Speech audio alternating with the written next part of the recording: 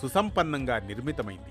5 అంతస్తుల గోపురం ఆకాశాన్ని తాకేలా నిలిచింది. భక్తులను అలరిస్తోంది. అదే తపస్సే సాధనంగా, దైవ కృపే ఫలితంగా ఆవిర్భవించిన అగస్త్య మహాముని సంకల్ప శక్తి దివ్యధామం యాగంటి పుణ్యక్షేత్రం. ఈ క్షేత్ర ఆవిర్భావ కథనం మాత్రం కడు విభిన్నం, ఆసక్తిదాయకం, పురాతనం. అందుకే అనగనగా అంటూ ముందుకు సాగుదాం. యాగంటి స్థల పురాణం ప్రకారం అలనాడు ఎర్రమల పర్వత శ్రేణుల మధ్య ప్రకృతి నిశ్శబ్దం ఆవరించిన పవిత్ర సాణువుల్లో అగస్త్య మహాముని ఘోర తపస్సులో లీనమై ఉండేవారు. చుట్టూ గిరి శిఖరాలు, గుహల్లో ప్రతిధ్వనించే ఓంకారనాదం, ఋషుల సంచారంతో పావనమైన ఆ భూమి ఆయన తపోభూమిగా మారింది. గాలి సైతం మంత్రోచ్చారణల రాగంతో కదులుతున్నట్లనిపించేది.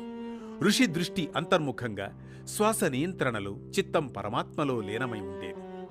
ఒకరోజు ధ్యానముద్రలో నుంచి ఆయన అంతరంగంలో ఓ దివ్య సంకల్పం ఉదయించింది. ఈ పర్వత సానువులు సాధారణ ప్రదేశం కాదు. ఇది దివ్య చైతన్యంతో నిండిన క్షేత్రం.